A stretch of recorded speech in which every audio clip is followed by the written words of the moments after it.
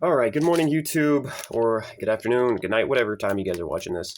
I'm sorry, it's been a little bit. It's been a couple weeks since I've posted again. My life has just been back to back to back, man. We've been having health issues from my family. So my grandmother was in the hospital.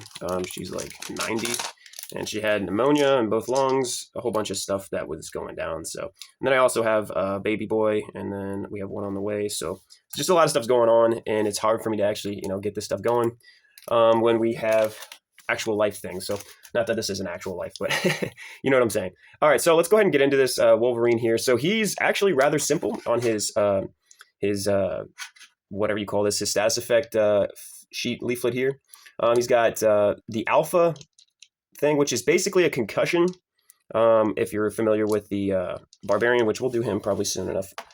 So what happens is it's concussion mixed with like the gunslinger, and where you have to roll it off. So when a player is inflicted with this token as a result of an attack, they and their attacker each immediately roll one die, and if the attacker roll is less, this token is removed. But if it's equal to or greater, then they miss their income phase. So they just skip their income phase. So that's the alpha token.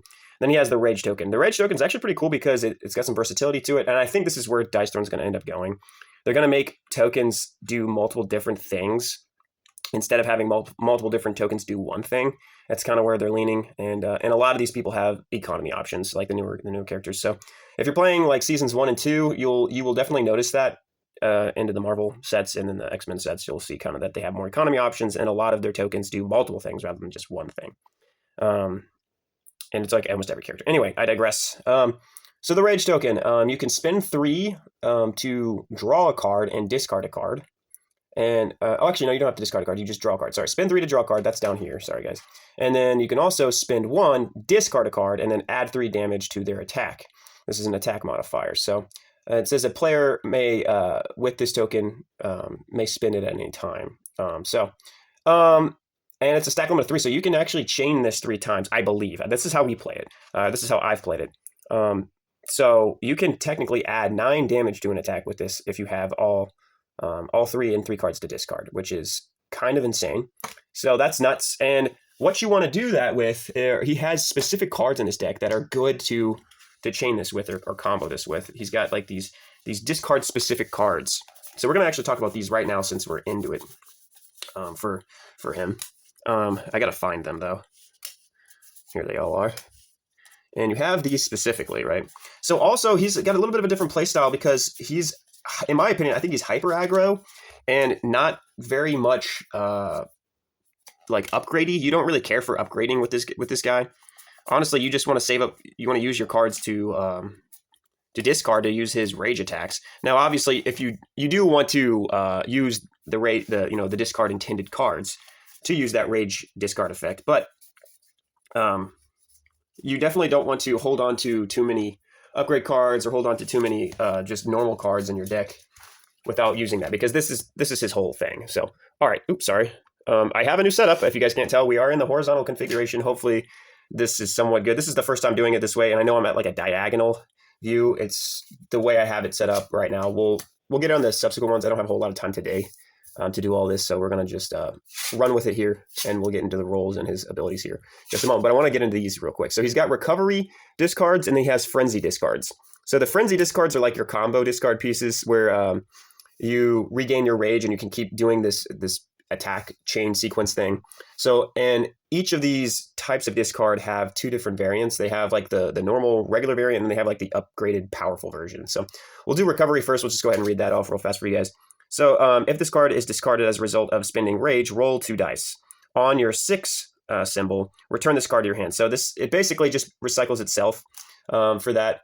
And that's about, a 30% chance for that happening. And then you have the astonishing recovery. So this is the upgrade version. If this card is discarded as a result of a spinning rage action, roll 2 dice. On a 6, return this card to your hand. And if no 6 was rolled, heal 2. So this one actually gives you some health when you do it. So it's nice. It's nice. Anyhow. Ooh, so that's that. So basically, you can look at this as you're either recovering 2 health or you're going to regain the card back in your hand. So it's really good for that reason. All right, so now we got Frenzy, and this is, like I said, the combo piece. So if this card is discarded as a result of spending rage, gain a rage. So you can regain your rage that you spent, or at least one of them. So that's the, and you get 2 of those. That's the basic version, and then here's the upgraded version. Astonishing Frenzy. If this card is discarded as a result of spending rage, increase the damage of that rage taken from 3 to 4. Sorry, it looks like it's not focusing. And then gain a rage. So you're increasing damage from 3 to 4, and then you gain rage. So if you have everything lined up, you could technically heal for 2, deal 4 damage on one of your rage token things, regain that rage token thing, and then do it 3 more times, which would be 9. So 9 plus 4 is, geez, that's ridiculous. That's 13 damage plus healing 2. That's 15 delta with a full combo hand. If you have all, like, maxed out rage and then maxed out, you have like you have your frenzy cards and your healing factor cards or whatever. So that's the potential you can do with just the rage tokens, and then you can combo that with whatever damage you're inflicting. So Wolverine's really good in my opinion. I really like him, but I haven't played him enough, and I haven't read his strategy guide by Amy. So I will link that in the description below for you guys to read. This is just my thoughts. I might redo another video after going through the strategy guide that Amy writes, and that I'm just giving you my 2 cents here. So let's go through his abilities, and I'll kind of tilt it up for you here. So his basic attack, his Adamantium Claws, this 3 of a kind, being able to heal 2 and then deal whatever damage it is pretty solid, because if you look at it in terms of just pure delta, he has an 8 attack delta on base if you get the 3 of a kind. It's not bad. Now he does have his straights. He does have a double straight thing here, which is good and bad. So it gives you more combinations and more different dice rolls to roll in. It just doesn't really help you a whole lot because he has a lot of five pairings and weird odd objectives. So, but I digress there. Okay, so yeah, all it does is on 3 of a kind you get 4, 4 of a kind you get 5, 5 of a kind you get 6, and you heal 2 on 3 of a number. It does have an upgrade, and the upgrade is cheap. It's 0 CP. So what it does is it increases the delta by 2. By giving you an extra heal on 4 of a kind, and then increasing the heal on 3 of a kind by 1. So if you roll, you deal 4 damage, heal 3, that's 7. Deal 5 damage, heal 3, that's 8. And then deal 6 and heal 3, that's 9. But you also have the chance to heal for 4 on all those levels too. So it's really cool because it's only 0 CP. And like I said, if you get this early enough, this is actually not a bad way to go, because 3 of a kind is not super common. 4 of a kind is very uncommon, but if you hit this like you get the heal once every 2 to 3 rolls, you'll be able to stay in the game, especially when you've got the rage tokens or whatever, to bounce between this ability and another ability to get the rage tokens, and then just unload on people. So he's got a couple different options there, but I think this is one path that you could use to win games, and I've done it before with that too. So all right, let's go to regenerate now. So regenerate, you heal 1, and then deal 3 undefendable damage, and you may remove 1 status effect from yourself. So this is kind of a catch-all defensive move for you. You're dealing damage, healing, and then getting rid of some stuff. It's good. It's not super good, and it's not super easy to roll, but it's good enough. You'll take it in your more defensive matchups where you have a bunch of stuff being applied to you and you need to get them off. It does not have an upgrade card, I don't think. At least I couldn't find one on first glance. I don't believe it does. Yes, no, there's no upgrade card there for that, so it's a fine ability. It's okay. Healing factor. So you heal 4, gain a rage, and draw 1. Although you're not dealing damage, you are getting your economy going and you're healing. So, and this is kind of his shtick. Like, he's sort of tanky, and then he just blows up on one turn to get back in the game or just to finish the game out. So that's why I like him a lot. He chips away while also staying high in health, and then all of a sudden he can rip off a 20 damage turn, which is ridiculous in my opinion. And you can also just play the chip away game. So, like, if people try to put a bunch of stats effects on you, you can regenerate with you can get them off with regenerate, and then you can stay ahead in the health thing with just your basic attack, or your straights, which deal are basically, they're better than your basic attack because they give you everything you want. You get damage, you get health. Oh, I'm sorry, you can't even see that. You get damage, you get health, and you get the rage. So stuff too. So your strats are really solid too. Here's the hunter. So that's 2 claws, which is 1, 2, or 3, and then a 4 or a 5. So you draw 1, deal 6, and then roll 4. And then this is at base too, for every 6 you roll, you gain a rage. So this is like your stocking up on rage option if you get it. It's good for like a turn 1 or a turn 2 if you do end up getting it. It is kind of hard to roll. It's not super easy, but it's not super unlikely to get it either though. So I'm going up to let's just talk about his alt real quick for a second. So you gain 3 health, gain rage, and then deal 12. And then damage from this attack may be divided among opponents in any way desired, which is super weird. I've never seen this on a guy before, like a character before. And I'm thinking because when the X-Men 6 came out, they started doing the 2v2 format. They wanted to take that into account, which is, it actually makes him sort of ridiculous, because if you end up using your rage tokens on this specifically, you can basically finish out a game completely. And I don't know the 2v2 format very well on the like official tournaments, so I don't know if everyone has if it's a shared health pool or if it's each teammate has an individual health pool. But regardless, it's also good for King of the Hill situations where it's like him versus everyone. And I will almost put money on this. I think he's one of the best characters for that type of format, the King of the Hill. I think he's super good in that, because he can just stay alive for so long and then hit everybody and stuff like that. So I don't know, like he's really good in that format. So it's good. All right, so go over to his straights. Yeah, so like I already mentioned, it gives you everything you want. His straights are actually pretty solid, and they do have an upgrade. So let's go ahead and put that over here now. So his small straight, heal 1, gain a rage, deal 5. Large straight, heal 2, gain a rage, or inflict alpha. You're going to be wanting to gain a rage. Alpha is okay. It's situationally okay, I guess. I don't know. I want rage over alpha, because alpha is like a roll-off to begin with, so it's not even guaranteed. And then you deal 7 damage. So the upgrade here, I have to hold everything, is really quite expensive. It's 3 CP. It increases the damage of the small straight by 2 and increases the damage of the large straight by 2. I don't know if it's worth it, to be honest. Like I said, you're going to need to be selling cards. Well, not selling cards, rather discarding cards to use your rage. That's the best way to play this character, in my opinion. So I typically don't buy this card, typically.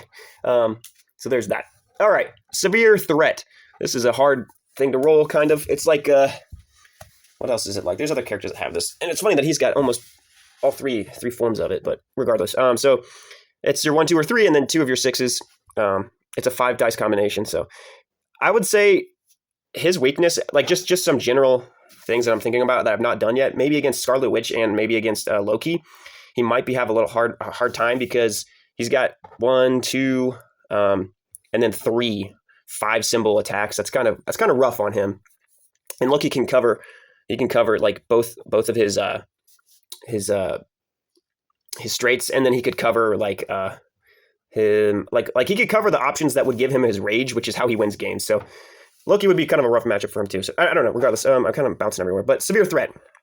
You deal 7 damage, roll 3 die, and then on a 1, 2, or 3, you add 1 damage per 1, 2, or 3, and then on a 4 or 5, you inflict alpha, and then on a 6, you add 3 damage. This can really get pushed really, really hard if people have like 6 it and tip it. And it's kind of nutty. So, in fact, the first time I played against him, my wife was playing him, and I was playing what's her face Storm, and she ended up rolling this on her first roll, and then she just after that she bounced between her straights and her basic attack. So her straights and basic attack was her bread and butter. After she just got ahead with this on her opening roll, which was actually really obnoxious, because I just couldn't catch up. She kept healing and dealing a bunch of damage after getting ahead on this. She hit this at base. It does have an upgrade, but she hit this at base and then dealt the maximum damage to me, which was I think 12. And I was just like, well, how am I supposed to come back from that? And you just can't catch up unless you cause a whiff. You have to cause a whiff for him when he gets ahead. So the upgrade is 2 CP. It deals 7 damage, so the equal damage, but you do roll 2 extra dice. I think it's 2. Yeah, 2 extra dice, which just gives you a higher chance to do everything. So it's basically his version of the Vampire's Rend, if you remember what that is for Vampire. Vampire is one of my main characters, so that's kind of how I equate everything to. All right, mini ult. Power level 9. Heal 1, gain rage, inflict alpha, so you do all the things, and then do 6 undefendable damage. It's okay. It's okay. You'll take it if you roll it, which you're getting pushed off your ult force. Is basically what it is. Here's the upgrade. 2 CP gives you 2 options, or the extra option of the triple 6 instead of quadruple. You heal 2, gain 2 rage, inflict an alpha, and then deal 6 undefendable. So you're gaining rage is basically what it is, and then I think it increases the heal by 1. I can't remember. Yeah, increases the heal and then gain a rage. That's not too bad for an upgrade. I don't know if it's worth it. It's literally, these are only worth it if you like in my opinion, if you like the micro ult. So gain 2 rage, inflict alpha, and then deal 1 undefendable damage. That's not bad, because you can turn those 2 rages into 6 extra damage, which is 7 undefendable on a micro. That's not bad at all, and you're inflicting alpha. It's pretty good. So depending on when you get it, you can play it. Like I said, always keep in mind that you want to sell cards or not sell, but discard cards with this dude's rage abilities. So that's your bread and butter. So yeah, that's a 50-50. Take it or leave it. Last one is his defensive roll. On base, you roll 3, and then you deal 1 damage per claw, and then if you roll a 6, you gain rage. So this is actually kind of important because if you don't roll rage, like if you don't roll rage on your offense abilities, you really want to be able to get rage on your defense abilities. It really helps your engine and helps you punch that damage out. So it does have an upgrade for 2 CP. It gives you an extra dice to roll for 2 CP. This is situational. I think it's good on the first 2 turns. But other than that, once you get through like turns like 2 or 3 and you have your rage economy kind of going, you don't want to spend too much CP on stuff like that. Because you also need discard targets, like I said, for his rage token. So let's just show you kind of how you want to organize your roll objectives. Basically, it's this. If you have a bunch of claws, okay, and you're not in straight territory, you're splitting a bunch of stuff. Like you could split Hunter, you can split Regenerate, you can split Adamantium Claws, or you can split Severe Threat. And then you're probably close to straight too. So having claws has a lot of backup rolls. Likewise, if you have a bunch of 4 and 5s, right, you can do stuff with that too. You could split Healing Factor or Hunter, and then kind of get if you open up with 3 of those. So he's got a lot of backup rolls. Now, if you have a lot of 6s, it's actually not bad either because he's got 1, 2, 2, and 4. He has 2 options here. So you could, if you miss Severe Threat, you could get Regenerate. That just naturally kind of backs up for itself. And then if you miss things like Hunter, you'll probably get a straight. So let me just show you what I'm talking about, I guess. So I already actually have a large straight. That's insane. But it also shows you the variance of like what you can bunt my whole setup. Give me just a second, guys. Sorry. All right. I just hard rolled a large straight in the first roll there, which is crazy. But it shows you the flexibility of what I could go for here. See what I'm saying? Like you can split Hunter and your straights to fall back on something. And that sort of shows you that. So we would go large straight there. That's really good for us on an opening roll. So we would take that. Okay, a bunch of claws. And you have 1 6. And we've got 2 of a kind, right? So this is where I actually think he's got a good basic, man. I would probably roll for the basic. If you get 2 or 3, that's not a terrible chance of it.